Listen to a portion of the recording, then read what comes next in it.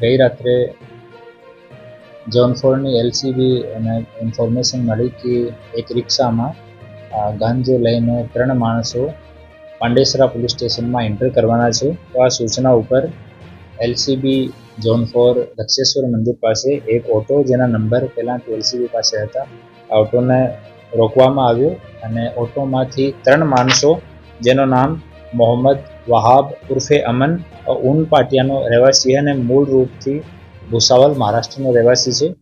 બીજો રાકીબ સનોબ શેખુદ્દીન શેખ પણ ઊન પાટિયાનો રહેવાસી છે અને મૂળ રૂપથી વર્તમાન પશ્ચિમ બંગાળનો રહેવાસી છે. ઓર અકબર ઉર્ફે બલ્લુ પણ ઊન પાટિયામાં રહે છે. આમાંથી મોહમ્મદ વહાબ ઉર્ફે અમન ઓટોનો ડ્રાઈવર છે અને ઓટોનો પોતાનો નથી, બીજા માણસનો ઓટો ડેલી ભાડા ઉપર ચલાવે છે. અને રાકીબ સૈફુદ્દીન શેખ वो મેન માણસ છે, ગાંજાની હેરાફેરી તસ્કરીમાં ઇન્વોલ્વ છે.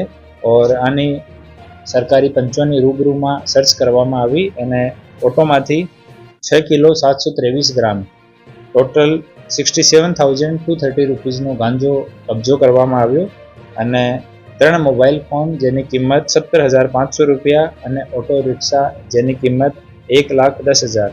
તો હવે ટોટલ જો મુદ્દામાલ હૈ वो કબજો કરવામાં આવ્યો અને 3 આરોપીને અટક કરવામાં આવ્યા છે અને ક્યાંથી લઈને આવ્યા અને ક્યાં જવાના હતા લઈને આ બાબતમાં પૂછતાછ ચાલુ છે અને no drugs in Surat city અભિયાન મુજબ આ કાર્યવાહી કરવામાં આવી છે.